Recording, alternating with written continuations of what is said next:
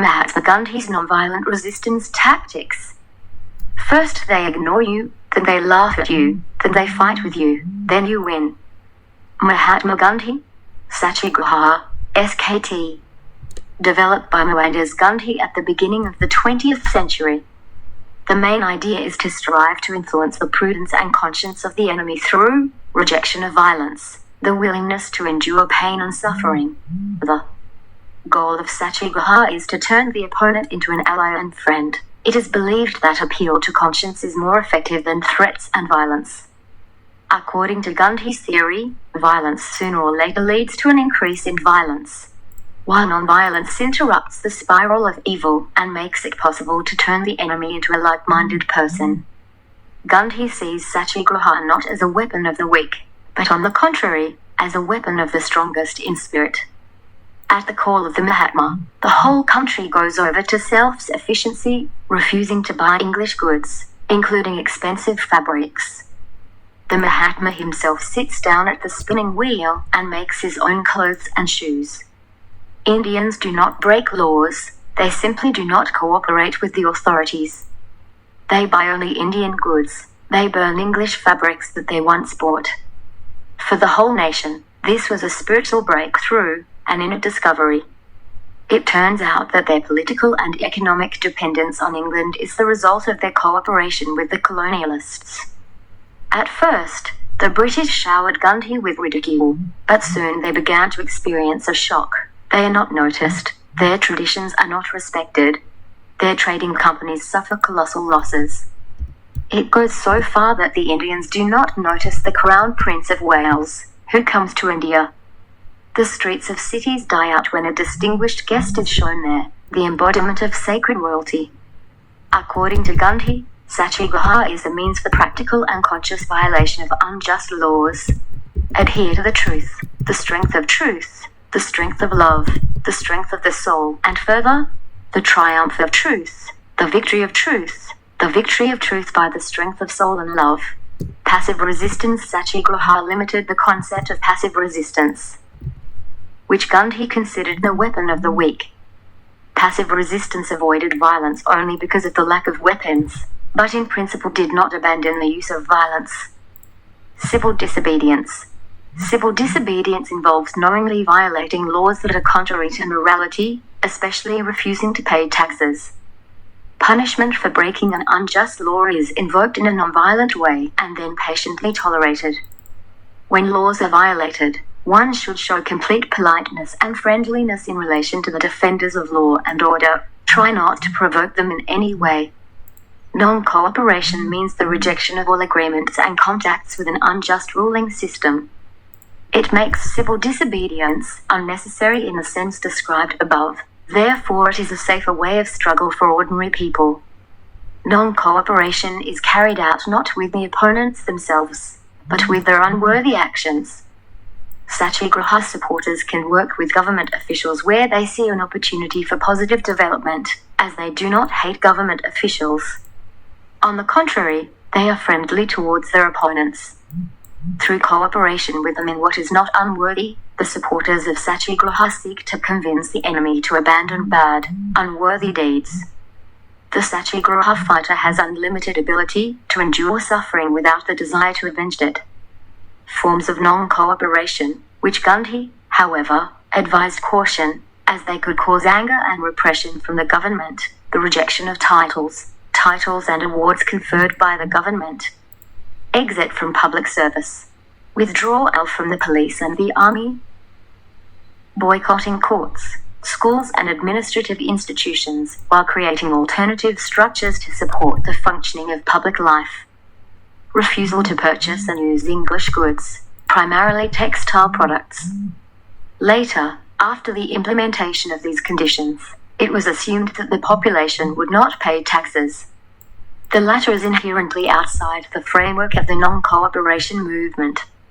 Gandhi explained the impossibility of disobeying tax laws in the early stages of the movement by the unpreparedness of the masses.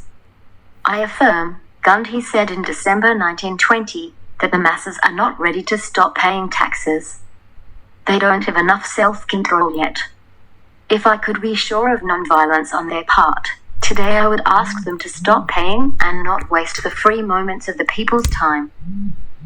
According to Gandhi, a real adherent of Satyagraha should be, if not an ideal person, then at least approach him. Vow. Taking a vow, according to Gandhi, is a sign of strength, not weakness. By his definition, the vow is, at all costs, do what must be done. Anyone who says that he would do something as much as possible is showing his weakness, based on Gandhi's convictions. To do as much as possible means to succumb to the first temptation. You cannot adhere to the truth as much as possible. Mahatma Gandhi, lessons learned from life. Change. You must be the change that you would like to see in the world. You have to start with yourself. If we want change, we must be an example. If you succeed, people themselves will reach for you. Anyone can blame government, society, and Lord God for failure. Anyone can complain, but only a few are able to see the problem in themselves and begin to change. Ask the right questions. The power of the question is that it underlies human progress. Ask the right questions to the right people. The quality of life is in direct proportion to the quality of the questions asked. You cannot get the answers you want without asking questions. You cannot progress without an inquiring and lively mind. Always act. There is an impulse for action. Let's see what happens now. You can break one big plan into smaller steps and take the first step now. This is a more philosophical version of the familiar don't put off until tomorrow what you can do today. Tomorrow never comes, and yesterday is already the past. We live in the present. This means that we must act here and now. In addition, we can never be 100% sure that tomorrow will come at all. Our future depends on what we do now. Goodbye. The weak cannot forgive. Forgiveness is a trait of the strong.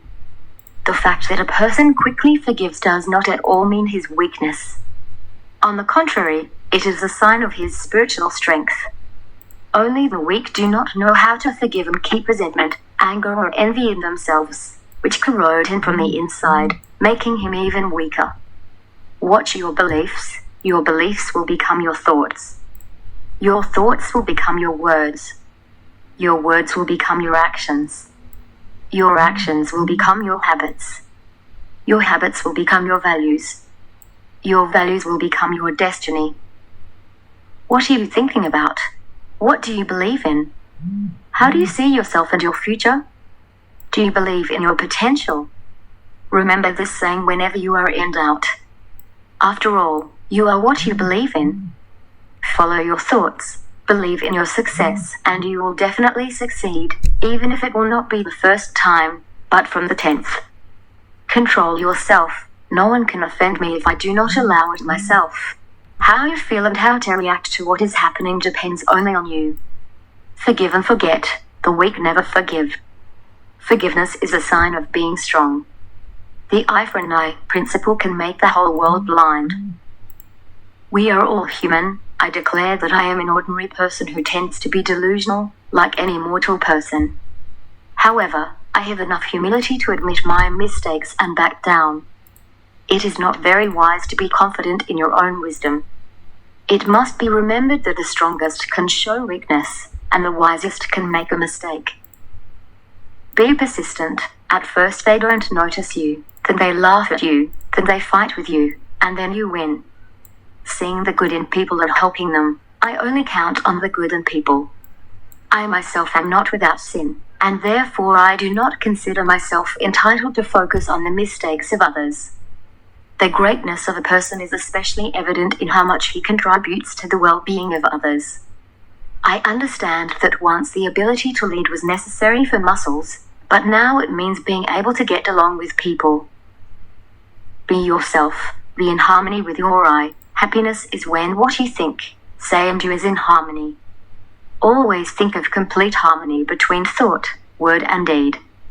Always make it your goal to clear your thoughts and everything will be fine. Continue to grow and develop. Continuous development is the law of life. And a person who all the time tries to adhere to firmly established views only for the sake of consistency, drives himself into the wrong position.